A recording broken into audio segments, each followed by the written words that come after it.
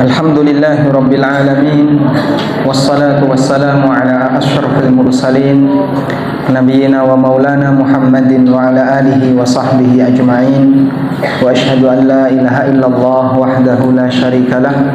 Wa ashhadu anna Muhammadan abduhu wa rasuluh sallallahu alaihi wa ala alihi wa sahbihi wa man tabi'ahum bi ihsanin ila yaumiddin. Alhamdulillah, puji syukur kita haturkan kehadirat Allah Subhanahu wa taala. Di kesempatan waktu duha ini kembali kita melanjutkan kajian rutin bulanan, dan insyaallah kita masih membahas tentang masalah salat.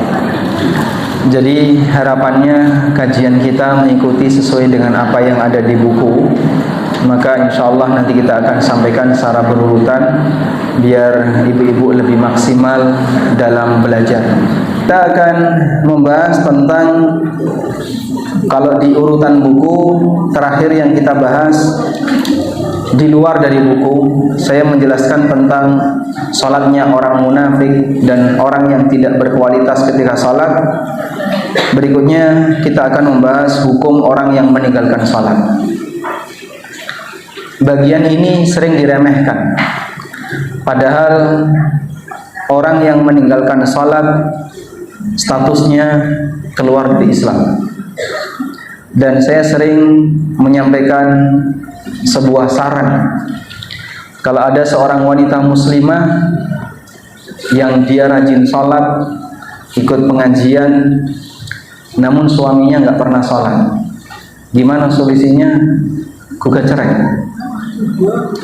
Ya, karena nggak boleh dia dalam satu ikatan dengan lelaki yang tidak sholat.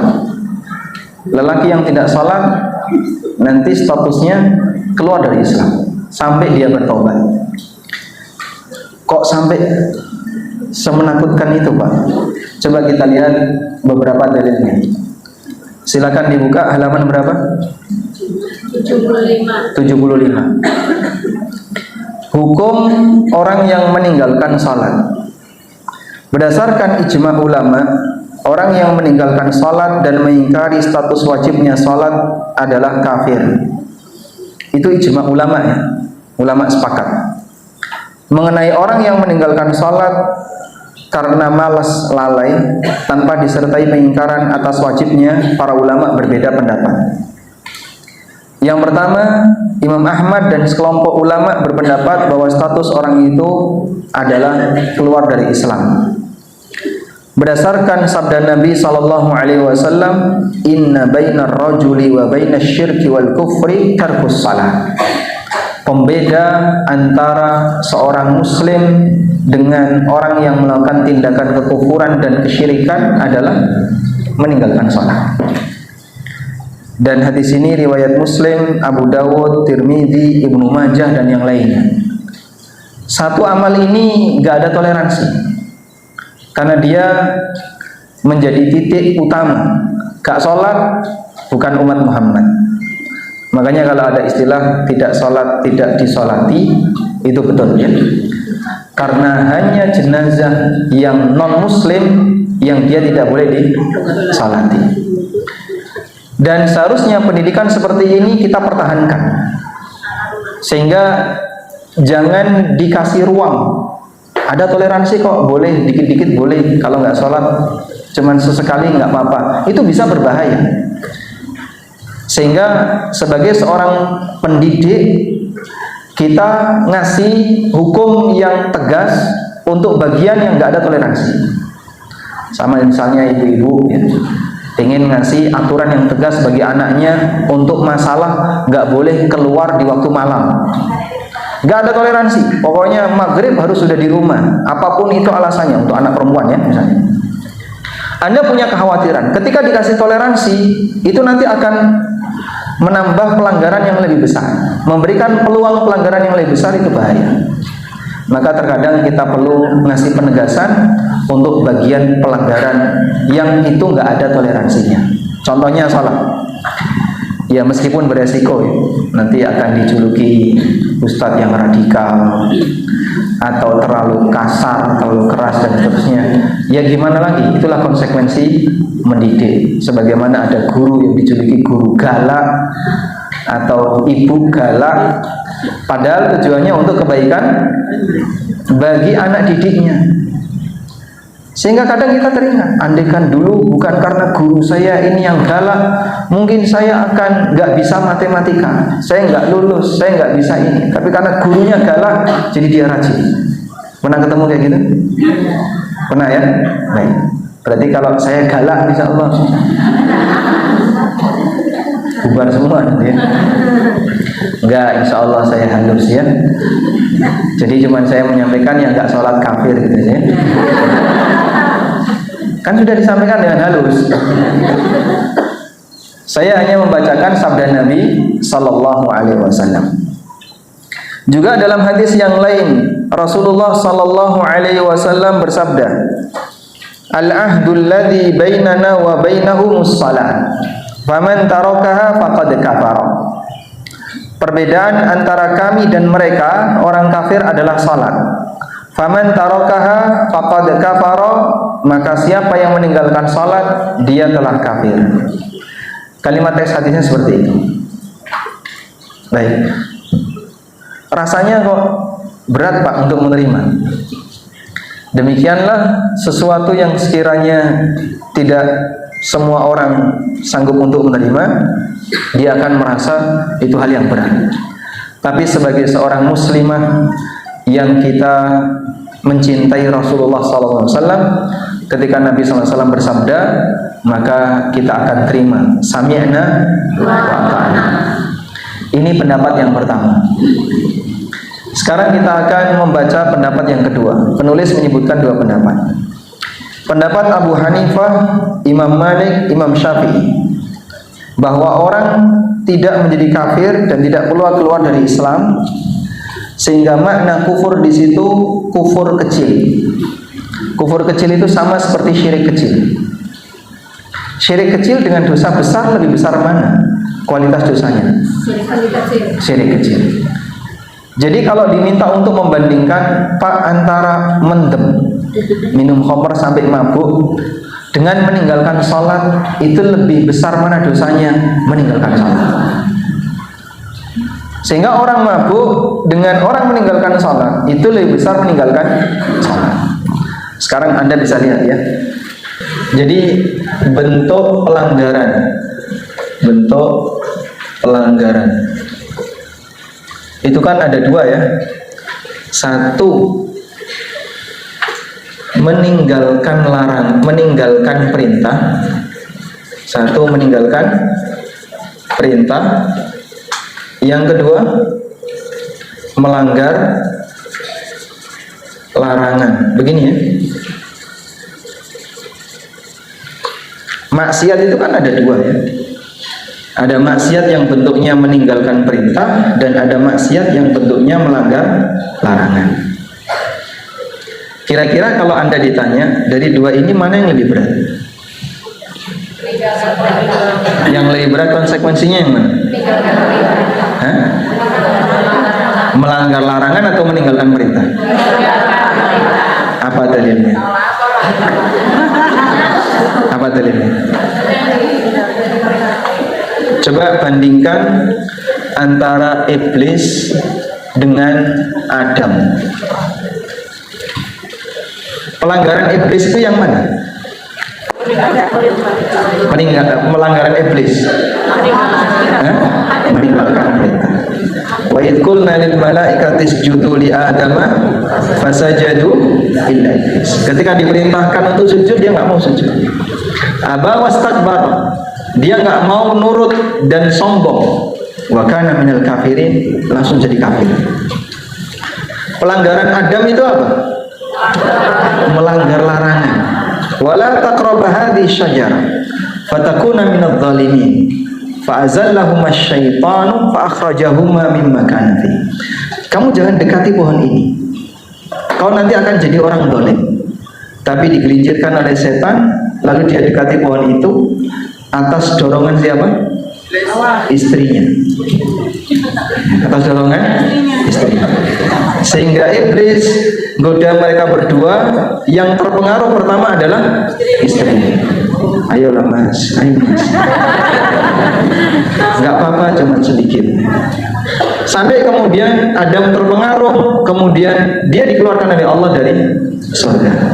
Makanya Nabi SAW mengatakan, laulal hawa ma khanatin nisa ala ba'liha. Andaikan bukan karena Hawa, maka wanita tidak akan mengkhianati suaminya. Masya Allah. Sehingga ibu-ibu ini menyimpan potensi. Tidak semua, tidak semua ya. Insya Allah di sini orangnya sedang kajian ya. Orangnya sedang kajian. Betul nggak? Atau tidur di sini? Baik. Tapi Adam diampuni oleh Allah tidak? Bahkan jadi nabi. Fatalaqa Adamu min rabbih kalimatin fataba alaihi. Kemudian Adam diberi wahyu oleh Allah dengan dikasih beberapa kalimat taubat. Bagaimana kalimat taubatnya Adam? Rabbana zalamna anfusana wa illam taghfir lana wa tarhamna lanakunanna minal khasirin. Diampuni oleh Allah. Sehingga ini pelanggaran iblis dan dia tidak diampuni, kekal di neraka. Karena dinyatakan kafir, diusir dari surga, dinyatakan kafir. Sementara ini pelanggaran Adam dan dia diampuni, bahkan dijadikan nabi. Sehingga Adam menerima wahyu dari Allah Ta'ala. Berdasarkan sejarah pertama maksiat di alam ini, maka para ulama mengatakan bahwa meninggalkan perintah itu lebih berbahaya daripada melanggar larangan. Bukan berarti boleh melanggar larangan ya. Ini hanya sifatnya membandingkan secara kualitas dosa, mana sih yang lebih buruk, meninggalkan perintah atau melanggar larangan? Meninggalkan perintah. Baik. Berhijab itu perintah atau larangan? Perintah. Berarti tidak berhijab jadinya apa? Melanggar. Meninggalkan, bukan kafir. Saya nggak ngomong kafir. Ini sedang membandingkan kualitas dosa, bukan menilai kafir dan tidak kafir ya. Nanti dulu, jangan terlalu jauh sampai di situ. Masalah kafir itu bahaya. Meninggalkan perintah dengan melanggar larangan lebih berat meninggalkan perintah. Berhijab itu bentuknya apa? Menjalankan perintah. Maka ibu-ibu berhijab itu atas perintah Allah. Wa qul lil mu'minati yaghdudna min absarihinna wa yahfazna furujahunna wa la yubdina zinatahunna illa ma dhahara minha. Jangan nampakkan perhiasannya kecuali perhiasan yang zahir. Perhiasan yang zahir itu apa sih? Pakaian. Bajunya itulah perhiasan yang zahir. Baik. Makanya ada wanita, saya nggak mau berhijab, saya malu kalau berhijab. Yang memerintahkan kamu berhijab itu siapa? Bukan suamimu, Rabbmu yang menciptakan kamu. Maka saat itu adalah perintah Allah, taati. Itu lebih berat ketika kau tinggalkan, dosanya lebih berat daripada kau minum khamr. Kok ada ibu-ibu merokok misalnya, tapi dia pakai hijab. Dengan ibu-ibu nggak mau pakai hijab, tapi dia nggak merokok. Maka yang nggak mau pakai hijab ini dosanya lebih besar, karena sekali lagi meninggalkan perintah lebih berat. Nah, sekarang kita lihat perintah terbesar dalam Al-Quran itu sholat. Sebab sholat ini menjadi rukun Islam yang utama pasca syahadat. Sekarang bentuk meninggalkan sholat, meninggalkan ya. Nah, tadi di situ kan ada rincian ya. 1, meninggalkan sholat dengan keyakinan sholat itu tidak wajib. Sholat itu kan nggak wajib. Sholat oleh. Kalau sampai seperti itu, ini keluar dari Islam. Saya tulis saja kafir ya. Tegas ini. Sholat itu nggak wajib. Kalau sampai kamu ngomong kayak gitu, keluar dari Islam. Karena sholat itu kewajiban yang paling asasi, sehingga ketika orang meninggalkannya dan dia yakini itu nggak wajib, maka dia keluar dari Islam. Jadi nggak usah jauh-jauh debat lama-lama. Saya itu kalau puasa mau, kalau sedekah rajin, kalau urusan sosial terdepan. Tapi ini kalau suruh sholat saya nggak mau. Kenapa? Nggak wajib. Ya sudah, nanti kalau kamu mati nggak disolati. Begini ya. Jadi meninggalkan sholat dengan keyakinan tidak wajib keluar dari Islam. Ini ulama sepakat dari 4 madhab yang kita kenal. Mau madhab Hanafiyah, Malikiyah, Syafi'i maupun Hambali, semuanya sepakat meninggalkan sholat dengan keyakinan tidak wajib keluar dari Islam. Yang kedua, meninggalkan sholat karena malas. Dan ini yang paling banyak. Dengan tetap meyakini bahwasanya itu wajib. Saya itu tahu kalau sholat itu wajib, tapi saya malas, sehingga dia nggak mau sholat. Maka dalam hal ini ada 2 pendapat. Yang pertama, pendapat Hambali. Menurut pendapat Hambali, orang yang meninggalkan sholat dengan tetap meyakini itu wajib, sehingga dia meninggalkan karena malas, maka statusnya keluar dari Islam. Atau bahasa lainnya kufur akbar. Kufur akbar.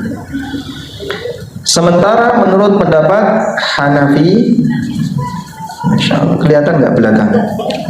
Hah? Nggak kelihatan? Jangan pindah negeri. Ini masalah spedolnya sudah dalam dulu. Ada lagi nggak? Biasanya kalau ini harus diturunin kayak gini. Sudah? Kita coba lagi ya. Sementara menurut pendapat Hanafi, kemudian Maliki dan Syafi'i, tidak sampai keluar dari Islam, statusnya kufur asghar. Kufur asghar. Kufur asghar itu apa, Pak? Kufur kecil. Kufur kecil. Seperti syirik asghar. Sehingga tidak menyebabkan pelakunya keluar dari Islam. Tidak keluar dari Islam, tapi dosanya sangat besar, ya. Tapi dosanya sangat besar, sehingga orang yang meninggalkan sholat statusnya fasik, orang fasik, dan dia pelaku dosa yang sangat besar. Yang tadi perbandingannya, andaikan dibandingkan dengan dosa mabuk, mendem, lebih besar meninggalkan sholat daripada mendem. Baik.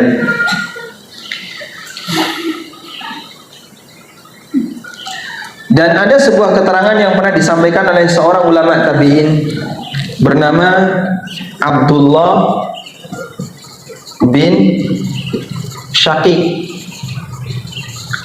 Abdullah bin Syaqiq pernah mengatakan, ma ra'aitu amalan alladhi yatruku kana tarihu kufran inda ashabin Nabi SAW illa salat. Beliau mengatakan, belum pernah aku mengetahui adanya satu amalan yang apabila ditinggalkan oleh seseorang menyebabkan pelakunya keluar dari Islam di mata para sahabat selain sholat. Dan ini mengisyaratkan bahwa menurut para sahabat radhiyallahu ta'ala anhu, bahwa orang yang meninggalkan sholat bisa keluar dari Islam. Dan itulah yang menjadi landasan pendapat Hambali yang tadi kita sebutkan. Tapi intinya tetap kita sampaikan bahwa meninggalkan sholat itu sangat berbahaya, baik laki maupun perempuan. Dan jika sampai ada seorang muslimah punya suami nggak sholat, sarannya tadi pernikahannya di freeze. Tahu di freeze? Ya, di freeze tahu Bu? Jadi seperti film itu di pause. Nah, tunggu suamimu tobat. Kalau tobat, play, lanjut. Kalau nggak tobat gimana Pak? Dia tetap bertahan nggak mau sholat, ya dimatiin ya. Videonya dimatiin aja. Jadi pernikahannya putus, selesai. Sampai pada titik seperti itu. Demikian pula sebaliknya, ketika ada seorang lelaki punya istri yang nggak mau sholat, sikapnya juga sama. Di freeze, di pause, ya. Kemudian diminta untuk taubat dan kembali sholat. Kalau enggak, nanti videonya dimatikan. Baik, sampai di sini, insya Allah keberatan menerima atau tidak? Enggak ya? Itulah orang yang hatinya masih suci. Ketika nuraninya sehat, bicara seperti ini terasa nggak berat. Tapi bagi orang yang nuraninya sudah nggak berfungsi dengan baik, kok keras kayak gitu? Ya, ini memang urusannya keras. Karena ini masalah surga dan neraka. Meninggalkan kewajiban yang terbesar. Baik, rukun Islam wonten pinten? 5. Coba kita lihat. Syahadat. Orang kalau nggak syahadat gimana? Bukan muslim. Baik. Salat. Tadi sudah kita sampaikan ya. Puasa. Ulama beda pendapat. Yang nggak mau puasa itu masih muslim atau tidak? Ada 2 pendapat. Zakat juga sama. Hal yang sama juga haji.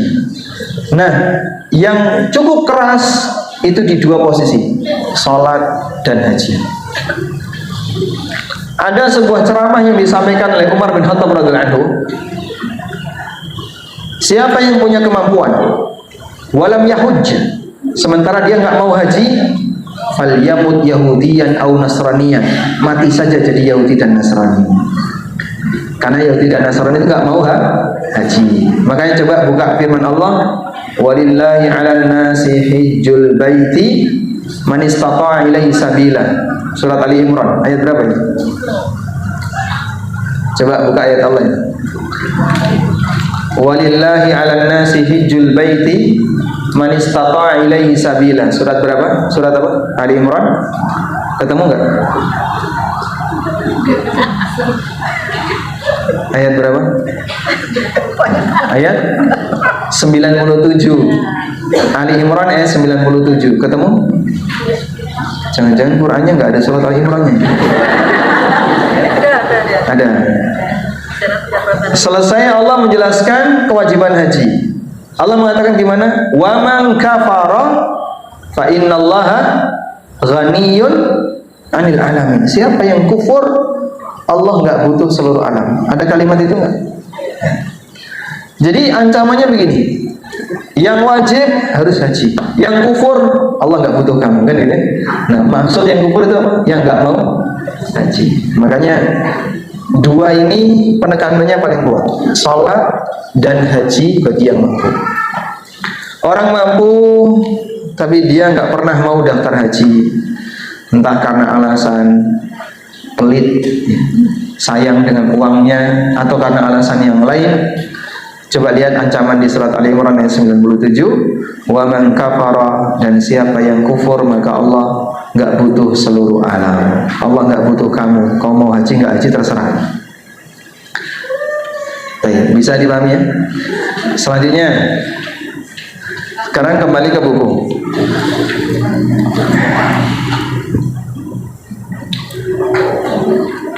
Coba dilihat di buku. Menurut mereka, yaitu pendapat Hanafi, Maliki, dan Syafi'i, kafir yang dimaksud dalam hadis di atas adalah kafir kecil. Karena itu keputusan tentang orang itu, apakah dia akan diampuni atau diazab, diserahkan sepenuhnya kepada kehendak Allah. Akan tetapi kedua pendapat di atas tidaknya menegaskan bahwa meninggalkan salat karena lalai merupakan dosa yang paling besar setelah syirik, sehingga dia tingkatannya dosa di bawahnya.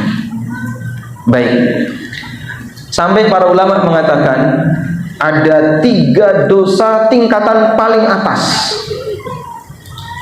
1, berbuat syirik, menyekutukan Allah, karena Allah nggak pernah ridho untuk disekutukan.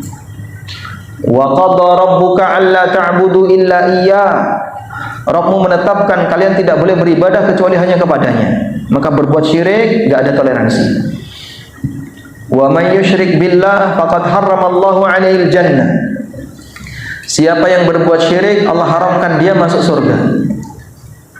Sehingga dengan satu ini gagal kesempatan untuk dapat surga. Yang kedua, membunuh, menghilangkan nyawa, itu dosa yang sangat besar. Yang ketiga, meninggalkan sholat. Ada 3 dosa papan paling atas. Coba sebutkan apa?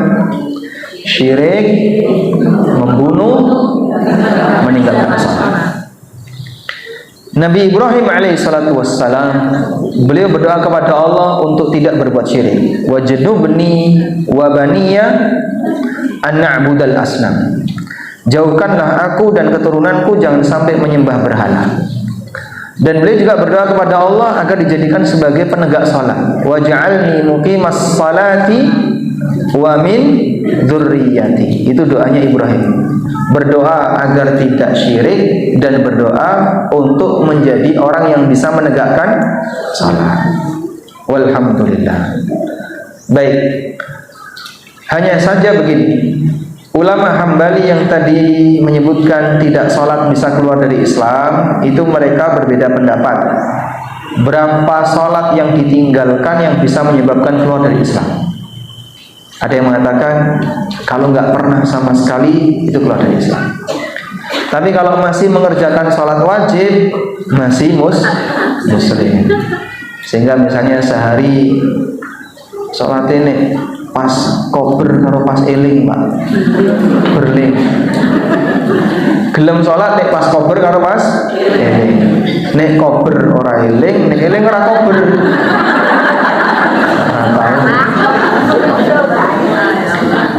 Jadi dia mungkin masih Jumatan, dia kadang sholat maghrib, kadang sesekali sholat isya, ya, kadang sesekali sholat zuhur, insya Allah masih muslim. Tapi kalau sama sekali nggak pernah, Jumatan aja nggak mau dia, ya sudah, mohon maaf, walaupun KTP-nya Islam. Hah? Kalau lebaran doang, sholat id itu hukumnya apa?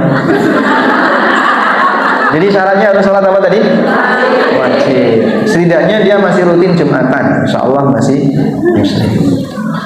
Wallahu ta'ala alam. Baik, berikutnya kita akan membahas jumlah sholat.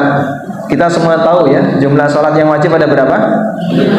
5. Tapi bagi orang Jakarta tinggal 4. Subuh, zuhur, asar, isya.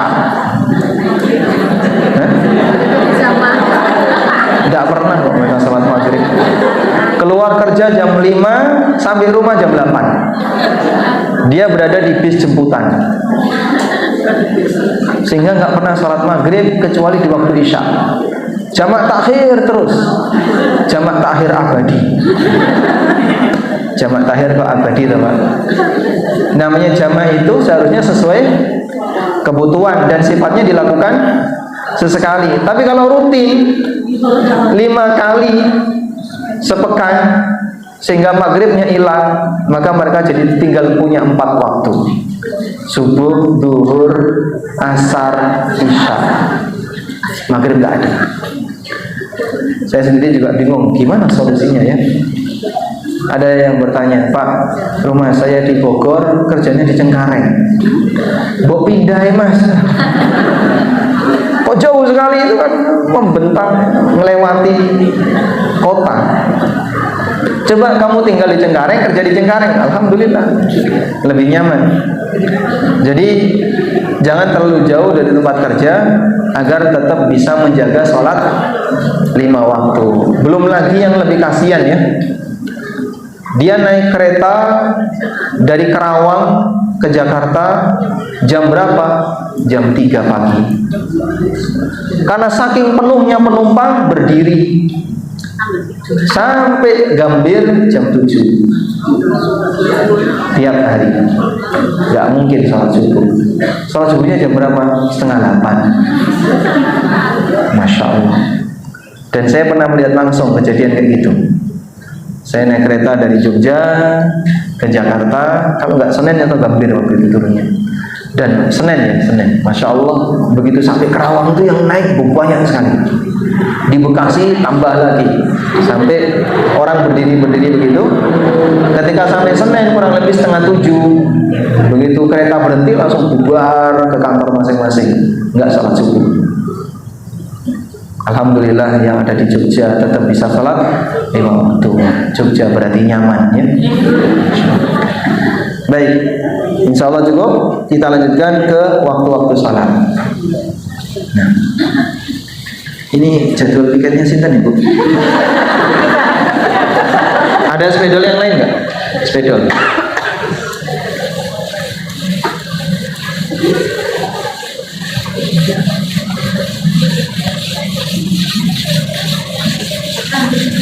Kalau yang kondisi di Jakarta ini boleh nggak dikodok? Ya kalau kodok sesekali tidak apa-apa, tapi kalau tiap hari ya tidak apa-apa. Kondisi di Jakarta boleh nggak dijamak? Jamak kalau setiap hari jadinya ngubah waktu. Maka seharusnya yang dia lakukan ya pilihannya bawa kendaraan sendiri, masuk waktu maghrib dia sholat, terserah dimanapun. Mau di tempat parkir sholat, minggir dia sholat, meskipun tidak ada di masjid, tidak masalah. Yang penting tepat waktu, karena itu kan sehari-hari. Kalau jamak karena safar, nggak masalah. Tapi kalau dia bukan musafir, nggak boleh jamak. Baik. Sekarang kita akan menjelaskan waktu sholat ya. Di buku itu cukup panjang ya penjelasannya, maka di sini saya coba ringkaskan saja. Waktu sholat. Sholat itu ada batasan waktunya. Allah berfirman di surat An-Nisa, Innas salata kanat 'alal mu'minina kitaban mawquta. Sesungguhnya salat itu adalah kewajiban yang telah ditetapkan waktunya kepada kaum mukminin. Ada nggak di buku? Ada. Surat An-Nisa ayat 103. Sudah? Sesungguhnya salat itu adalah kewajiban yang ditentukan waktunya atas orang-orang yang beriman. An-Nisa ayat 103. Baik. Oleh karena itu, salat sebelum waktunya sah atau tidak?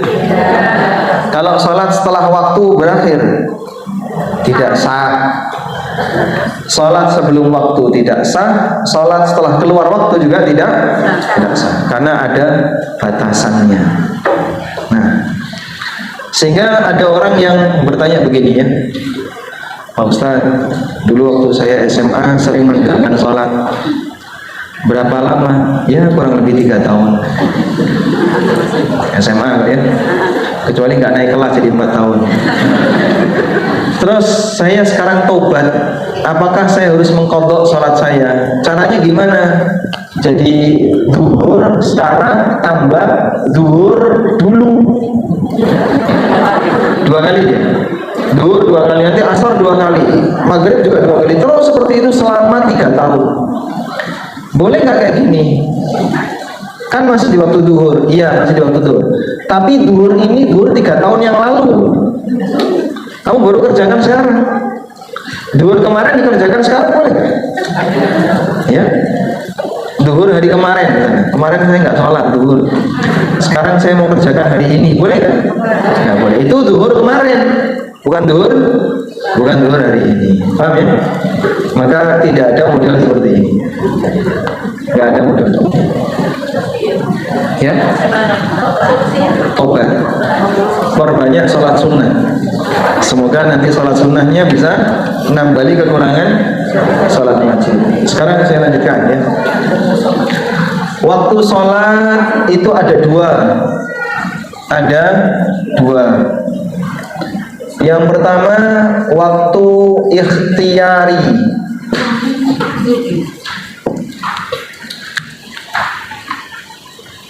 Yang belakang kelihatan? Kelihatan? Kelihatan, yang penting kelihatan ya. Yang pertama waktu ikhtiyari. Yang kedua, apa itu waktu ikhtiyari? Rentang waktu di mana seseorang boleh memilih antara di depan, di tengah, atau di belakang. Rentang waktu di mana seseorang boleh milih mau di depan, tengah, atau belakang. Itu namanya waktu ikhtiyari. Yang kedua, waktu daruri atau mungkin bisa diterjemahkan dengan waktu toleransi. Waktu toleransi. Waktu sholat yang hanya berlaku bagi yang punya uzur.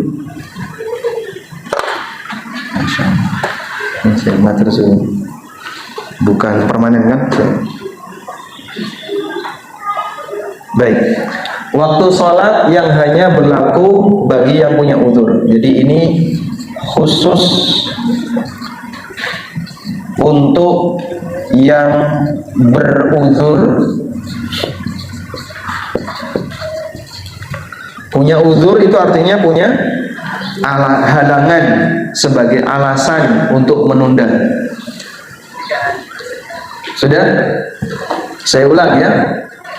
Waktu ikhtiyari adalah waktu sholat, rentang waktu sholat di mana orang boleh milih mau depan, tengah, atau belakang, silakan. Walaupun dia nggak punya uzur, namanya waktu ikhtiyari. Kalau waktu daruri hanya boleh dipakai oleh yang punya uzur. Kalau dia nggak punya uzur nggak boleh. Sehingga kalau nggak punya uzur dia sholat di waktu daruri berdosa. Maka di sini bisa kita tuliskan bagi yang tidak punya uzur tapi sholat di waktu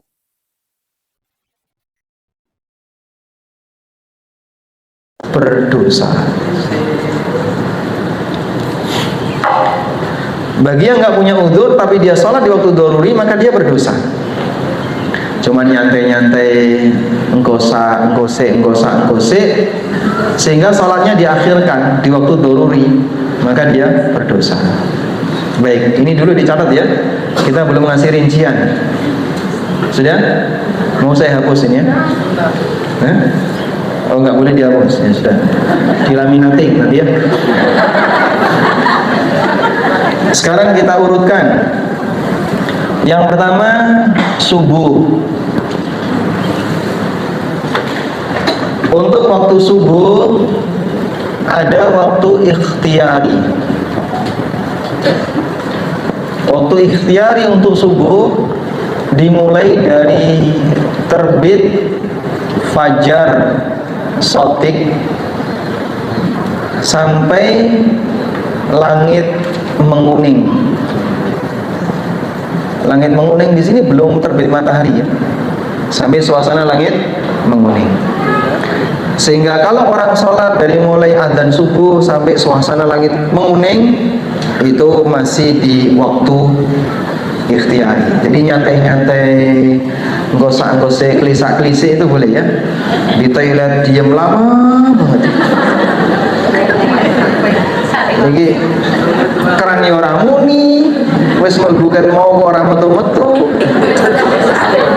ternyata semedi. Sudah? Nah, selama belum sampai masuk langit menguning, maka di rentang waktu ikhtiyari masih boleh. Dan yang kedua gimana? Tergantung subuhnya jam pinter. Subuh kan bisa jam 4, jam setengah 5 ya. Ada rentangnya. Ya kurang lebih ini mungkin setengah jam. Dari mulai adzan subuh mungkin setengah jam atau 45 menit itu masuk waktu selesai waktu ikhtiyari. Dan saya nggak niteni, misalnya kalau subuh jam setengah 5 itu, ini sebelum suruh, matahari belum terbit ini. Jadi suasana langit di timur itu udah kuning gitu, tapi belum terbit matahari.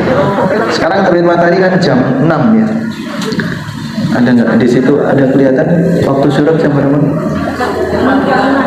Nah? 6.51, 5.51. Jadi kalau ini di situ jam berapa? Kalau jam 3, jam 4.34. 4.34. Sudah? Kalau terbitnya jam 5.51. Itu berapa? 1,5 jam. Berapa menit itu selisihnya? Enggak, dari mulai subuh sampai terbit 1,5 jam ya.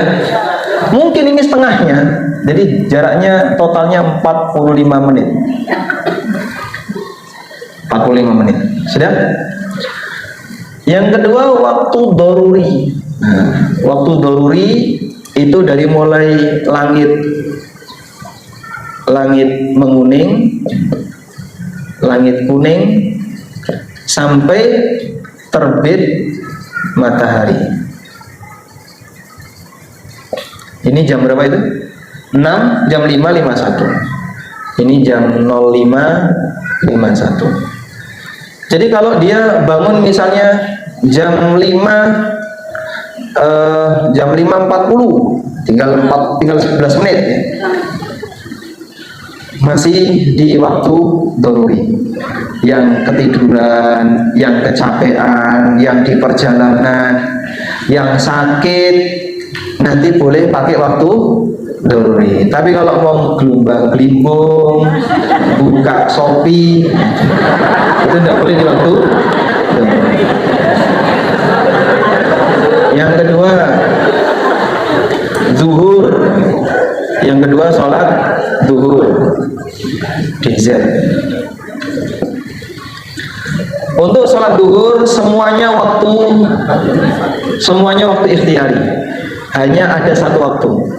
Semua ikhtiari. Jadi zuhur ini longgar.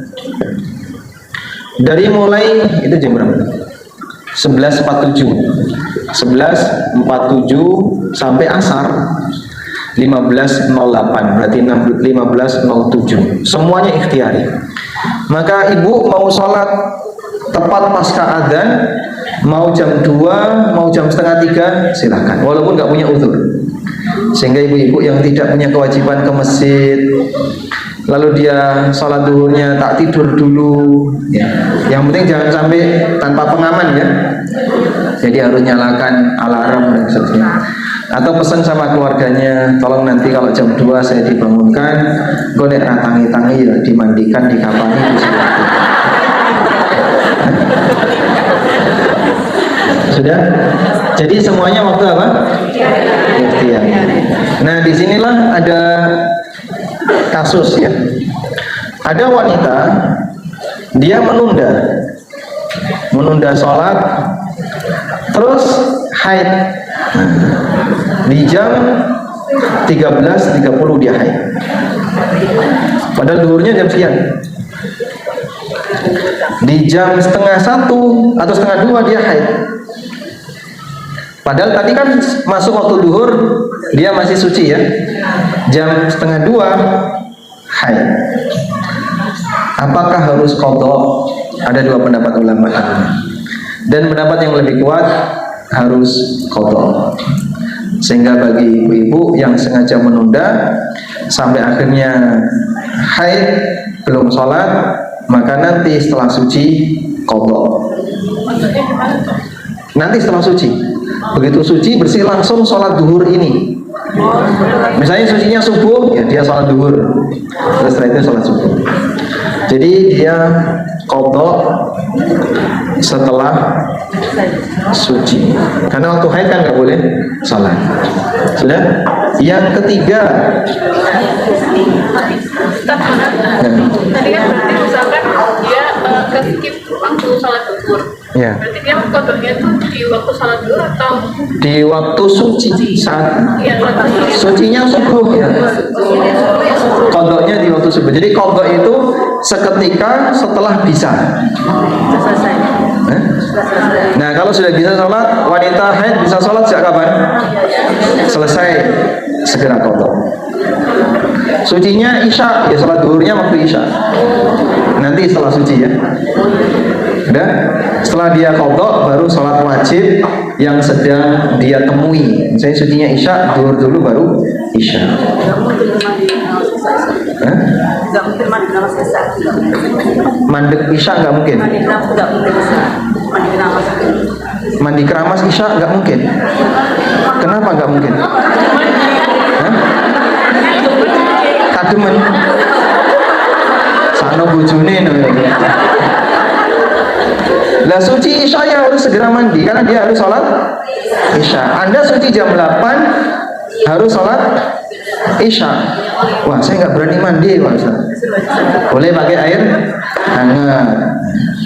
Sholat isya baru yang Qadha dulu baru sholat isya. Ya, karena qadha ini kan yang kemarin ya, maka dia didahulukan, baru selanjutnya sholat urutan sesuai urutan. Begitu? Baik. Kalau sakit gimana? Suci haid tapi sakit. Pas suci haid orangnya sakit, demam misalnya. Apa yang harus dilakukan? Tayamum. Kalau mandi air hangat itu tidak sakit. Air hangat kan Ya. ada yang besar tapi kalau Kena sinar matahari. Oke, baik. Pernah kita bahas ya di forum ini tentang air musyammas. Masih ingat nggak? Air musyammas. Apa yang dimaksud dengan air musyammas? Air yang terkena syamsun. Syamsun itu apa? Matahari. Jadi dia terkena terik matahari. Maka jenengan kalau mau mandi air hangat kok jemur air dulu. Banyunya buat dijemur, arang diadus. Itu tidak boleh. Hah? Yang kena terik, kalau ketutup tidak apa-apa. Tandon kan ketutup. Ya peralon juga anget. Di rumah saya itu kalau sore jam 3 itu nyalain keran ya anget. Karena kena peralon yang peralonnya di luar rumah dan dia kena sinar matahari. Itu bukan musyammas. Jadi dia yang kena terik, kepapar langsung. Kepapar langsung. Kalau di dalam ruangan terus dia kena panas ruangan atau kena panas karena yang lain nggak apa-apa. Nah, panas kompor tidak termasuk. Sudah. Namun ini dalam mazhab Syafi'iyah sifatnya hanya makruh ya, tidak sampai tidak sah. Karena riwayat dari Umar bin Khattab bahwa beliau melarang wudhu pakai air musyammas sebab itu bisa menyebabkan sakit kulit. Jadi ibu bisa lihat ya, ada tong, tahu tong ya? Ada airnya, karaten kena panas. Nanti kan karatannya masuk ke air. Nah itu yang ketika dipakai wudhu bisa berbahaya bagi. Udah? Ada lagi? kan dua pendapat tentang menunda sholat dan akhir tapi kodok. Ada yang tidak perlu. Ada pendapat yang mengatakan tidak perlu kodok. Kalau kita istilah tidak kodok, dosa. Baik, ya nggak masalah. Cuman masing-masing dipertanggungjawabkan. Tapi saya sarankan kodok saja. Baik, sekarang saya lanjutkan. Ini Jamak lahir itu dulu sama asar, asarnya itu kalau jamak takhir sesuai urutan, duhur dulu baru asar. Duhur dulu asar. Bukan. Jamak takhir maghrib isya dikerjakan di waktu isya, maghrib dulu baru isya. Semua jamak takhir itu sesuai urutan. Qadha waktu haid ya. Haidnya setelah duhur. Sudah sholat atau belum? Belum. Subuh. Di waktu pas suci. Begitu ibu suci mandi langsung qadha duhur terus sholat subuh.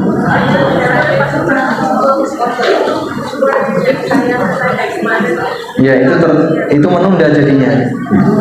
Karena kaidah qadha itu kan utang nih. Qadha itu artinya apa? Utang. Dibayar setelah mampu, begitu udah mampu langsung bayar. Oke. Itu tertunda jadinya, seharusnya segera. Sampun, kita lanjutkan. Ini masih banyak, baru 2 waktu sholat ini. Berikutnya yang ketiga, asar. Asar punya 2 waktu ya. Waktu ikhtiyari. Waktu ikhtiyari. Kapan waktu ikhtiyarinya asar? Saat masuk asar sampai langit kuning.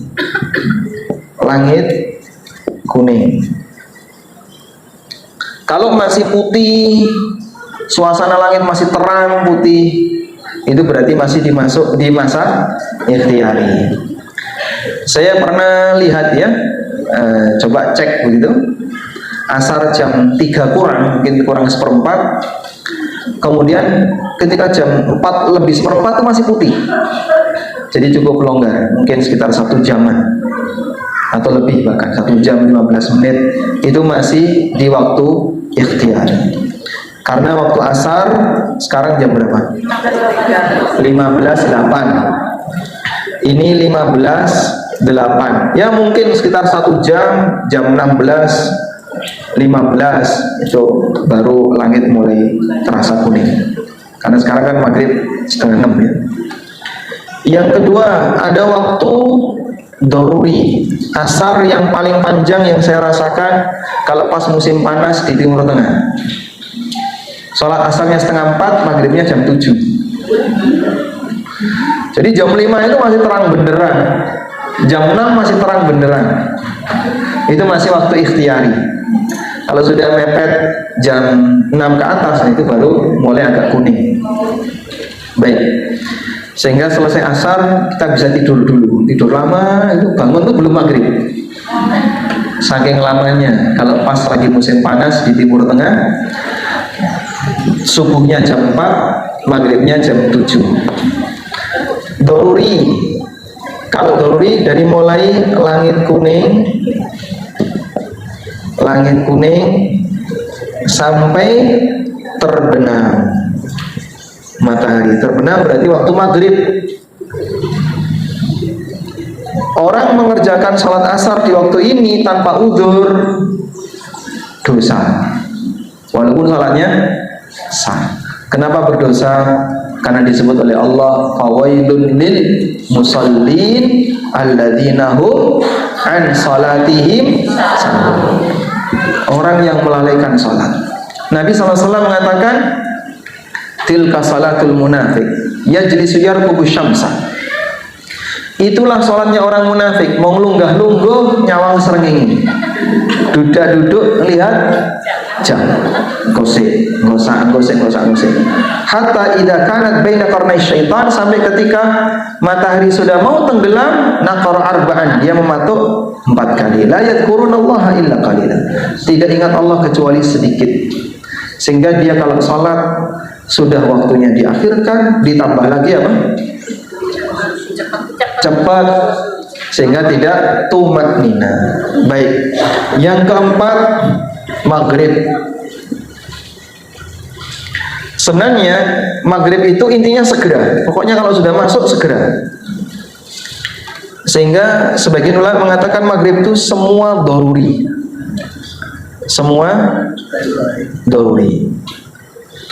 dalam arti segera. Maka kalau sudah masuk maghrib jangan nyantai. Begitu sudah masuk maghrib, segerakan sholat maghrib. Karena waktu maghrib itu paling pendek, hanya kurang lebih sejam, bahkan bisa kurang dari 1 jam. Anda bisa lihat di situ. Maghrib 17.38, Isya 18.53, 1 jam lebih dikit, 1 jam 10 menit. Yang kelima, Isya. Untuk Isya ada waktu ikhtiyari. Waktu ikhtiari isya dari mulai masuk isya sampai tengah malam. Sampai tengah malam. Ya, Anda ukur dari mulai maghrib sampai subuh, rentangnya berapa, bagi 2, itulah tengah malam. Ini yang disebut dalam Al-Quran dengan ghasaqil lail. Disebut dengan ghasaqil lail. Aqimis salata liduluki syamsi. Ayatnya gimana? Aqimis salata liduluki syamsi ila ghasaqil lail. Wa Qur'anal fajr. Inna Qur'anal fajri kana mashhuda. Tegakkanlah salat dari tergelincirnya matahari, yaitu waktu zuhur, ila ghasaqil lail, sampai ghasaqil lail, tengah malam. Baik, yang kedua waktu daruri. Ini dari mulai tengah malam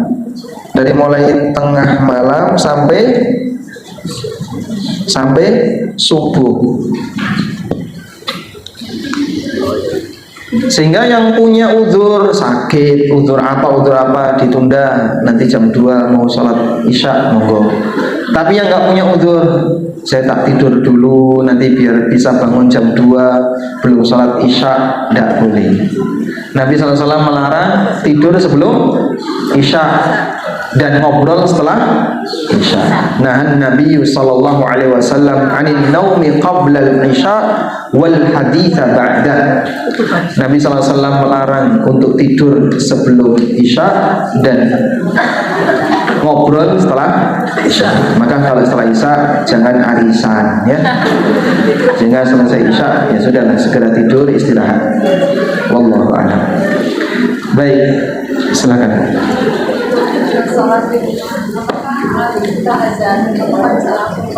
Sholat apa? Kalau sholat Di rumah. Setelah azan bisa langsung sholat apa Menunggu. Baik. Kalau bagi ibu-ibu yang sholat di rumah, jika ingin melaksanakan sholat di rumah, kapan dimulai? Apakah begitu setelah azan atau nunggu iqamah di masjid? Ya, yang penting masuk waktu. Karena sholat sudah ditetapkan waktunya. Nah, yang di masjid ngikuti jadwal masjid. Kalau sudah ada iqamah ya sholat jamaah. Tapi kalau yang di rumah tidak harus ikut jadwal masjid. Yang penting sudah masuk waktu, langsung qobliyah, sholat wajib ba'diyah, walaupun belum iqamah. Nah, sehingga misalnya di masjid sana sudah adzan, di masjid sini kok adzan, takmire turun.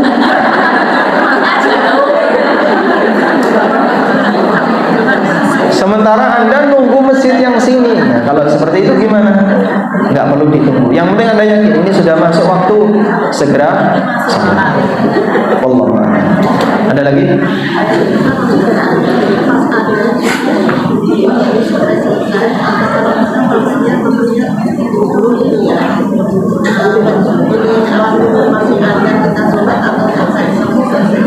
Ya, kalau sudah mendengar adzan itu nunggu adzan selesai, atau boleh begitu dengar adzan langsung sholat walaupun adzan belum selesai, misalnya karena buru-buru. Yang penting Anda yakin sudah masuk waktu, boleh. Dan kalau waktunya longgar, ketika mendengar adzan sebaiknya jawab adzan dulu. Selesai jawab adzan baru sholat qobliyah. Doa yang mustajab itu antara adzan dan iqamah. Itu berlaku bagi Anda yang di rumah.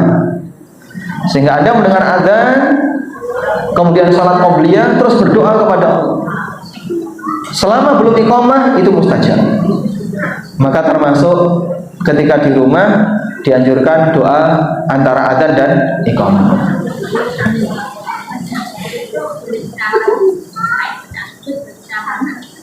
Kalau sujud, ini baru takbiratul ihram kok, pertanyaan sudah selesai. Boleh ya.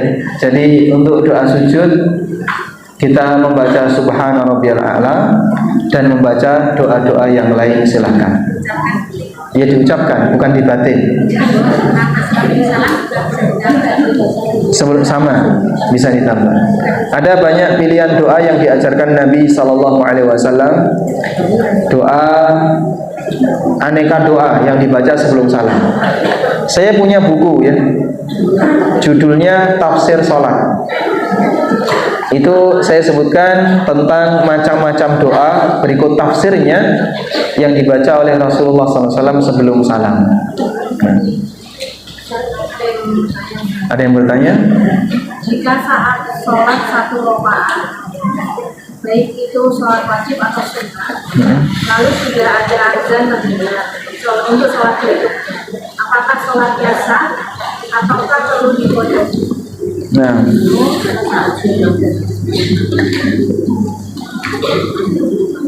coba lihat di buku waktu asar dimulai nomor 2 kelihatan? Nomor 2 ada? Ya. Waktu asar dimulai ada? Ya. Terus itu kan ada hadis dari Abu Hurairah radhiyallahu anhu. Rasulullah sallallahu alaihi wasallam bersabda, "Man adraka rak'atan minal asri qabla an taghruba syamsu faqad adrakal asra." Ketemu? Ya. Siapa yang sudah mendapatkan 1 rakaat asar sebelum terbenam matahari, sebelum maghrib, berarti dia telah mendapatkan sholat asar. Kalau misalnya ada orang yang sholat duhur dapat 1 rakaat, begitu bangkit ke rakaat kedua terdengar adzan asar, alhamdulillah masih dapat sholat duhur, lanjut. Batasnya 1 rakaat.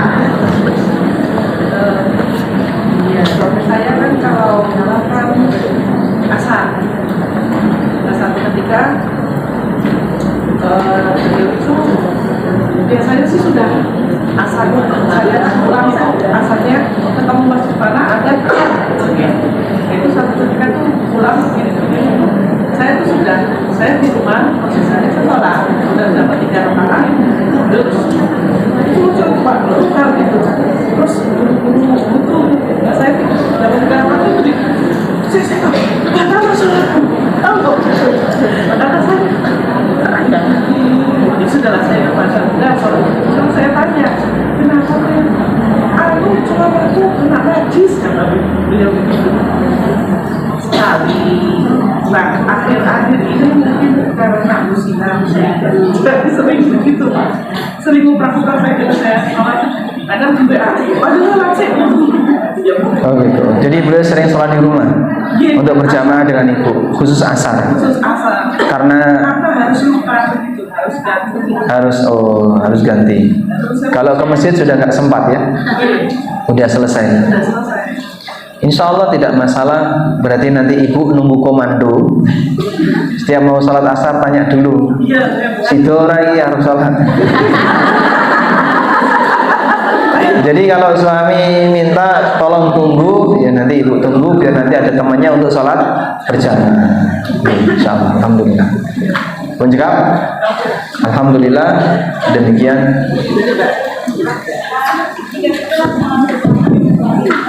Jika sholat berjamaah di masjid, di rumah. Terus suami itu pada saat kedua itu harusnya berdiri. Terus dia ternyata pernah dia lupa itu harusnya berdiri waktu kedua. Kemudian terus kita tekan. Ya, tepuk tangan mengingatkan. Ya. Itu perlu sujud saling ya, kita ingin Beliau waktu duduknya lama nggak? Enggak. Kalau cuma sebentar nggak dihitung. Tapi agak lama, mungkin sampai sudah membaca, baru ada peringatan terus berdiri dihitung. Nah kalau sudah seperti itu berarti ada tambahan. Kalau ada tambahan nanti sujud salam. Alhamdulillah. Ada titipan pertanyaan Ustaz. Bagaimana jika anak usia 24 tahun, Ya. tapi sholatnya masih belum? Orang tua sudah mengingatkan, apakah orang tua masih Ada anak 24 tahun, sholatnya bolong-bolong. Orang tua sudah mengingatkan, tapi tidak berubah. Apakah orang tua berdosa? Sepanjang orang tua sudah maksa mengingatkan dan seterusnya, tidak berdosa. Nabi Nuh tidak berdosa gara-gara anaknya mati kafir. Kan'an kan mati kafir ya? Apakah Nabi Nuh berdosa membiarkan anaknya mati kafir? Enggak dibiarkan, udah diingetin. Tapi anaknya lebih milih kafir. Nabi Ibrahim tidak berdosa walaupun bapaknya mati kafir. Maka demikianlah kondisinya, sehingga orang tua yang sudah mengingetin anaknya tapi anaknya tidak berubah, maka orang tua tidak berdosa. Tapi sebagai saran ya, coba kasih komunitas yang baik. Saya kan Sering sholat ya. Tapi sampai saya ini belum ada. Ya. Ada kalau apa sampai kita selesai belum ada. Tapi sekarang banyak Sah sholat jenengan karena kan sudah masuk waktu. tapi enggak saya enggak harus jawab ada. Ya karena jenengan sedang sholat, masa jawab terakhir ini. Hah? Coba yang lain tenang dulu ya. Beliau bertanya dari jauh. Biasanya saat internet atau pelatihan atau kunjungan dari kementerian atau apa itu menjamak takdim dari awal karena nanti tidak ada di soal asal. Padahal kita bukan takdim. Itu gimana ya kalau kita untuk karena nanti tidak ada sama sekali dan tidak boleh dikeluarkan dan tidak boleh keluar dari ruangan. Siap. Baik. Di ruangan itu Anda sedang mendapatkan pelatihan. Kalau izin ke toilet boleh nggak? Hah? Izin ke toilet boleh nggak? Boleh. Hah? Jadi peserta pelatihan ini kalau izin ke toilet boleh? Boleh. Kalau nggak boleh kan bahaya ya. Nggak boleh ke toilet, pokoknya tahan. Wah bahaya Pak. Tak buang di sini boleh nggak Pak? Dilarang buang sampah sembarangan. Baik. Kalau seperti itu diizinkan, maka kebutuhan kita menghadap Allah harus diizinkan. Sehingga walaupun tidak dapat izin, kita tetap keluar. Karena ini kan kebutuhan pokok. Salat juga kebutuhan pokok. Salat juga kebutuhan pokok. Maka berpikirlah yang realistis, sampaikan kepada yang bersangkutan. Kalau ke toilet boleh, kenapa salat nggak boleh? Waktunya ke toilet juga bisa lama kok. Yang susah keluar kan lama ya. Kalau bicara masalah waktu. Cuman orang seperti ini terkadang sengaja membuat sebuah aturan yang merepoti orang lain. Dia itu berada di negeri yang masyarakatnya muslim. Kesannya dia memberi hak bagi orang muslim untuk menjalankan kewajibannya. Saya punya cerita ya. Ada salah satu kepala kepolisian ya, sedang rapat ya. Ini cerita dari teman saya polisi juga. Sedang rapat, masuk waktu azan. Terus dia bilang gini, siapa yang berani untuk memutus rapat ini? Kita lanjutkan dengan kalimat sombong ya. Kemudian tidak selang berapa lama ada konvoy ya, ada mobil patwal dan seterusnya. Dia di mobil nomor berapa gitu. Tiba-tiba ada truk ngeblong yang kena mobil orang ini, kakinya patah. Jadi jangan dikira kemudian bersikap sombong terhadap aturan dengan memaksa orang lain itu akan dibiarkan oleh Allah, bisa bahaya. Ini dia punya jabatan ya di kepolisian, terus bilang seperti itu, teman-temannya nggak suka juga. Kita kan punya hak untuk sholat, tapi dia bilang siapa yang berani untuk memutus rapat. Nah itu sikap sombong yang berlebihan. Ya kalaupun misalnya dia menunda sesaat tidak masalah, tapi ngomong kayak gitu nggak boleh ya. Baik, demikian, semoga bermanfaat dan kita berdoa kepada Allah. Allahumma inna nas'aluka bi anna nashhadu annaka antallah la ilaha illa anta al-ahadu as-samadu alladzi lam yalid wa lam yulad wa lam yakul lahu kufuwan ahad. Allahumma anfa'na bima 'allamtana wa 'allimna ma yanfa'una warzuqna ilma Rabbana hab lana min azwajina wa dhurriyyatina qurrata a'yun waj'alna lil muttaqina imama. Allahumma inna nas'alukal huda wat tuqa wal afafa wal ghina. Allahumma ja'alna muqimas salati wa min dhurriyyatina. Rabbana wa taqabbal du'a. Rabbana atina fid dunya hasanah wa fil akhirati hasanah wa qina adzabannar. Wa sallallahu ala nabiyyina Muhammadin wa ala alihi wa sahbihi wa sallam. Wa akhiru da'wana alhamdulillahi rabbil alamin. Wassalamualaikum warahmatullahi wabarakatuh.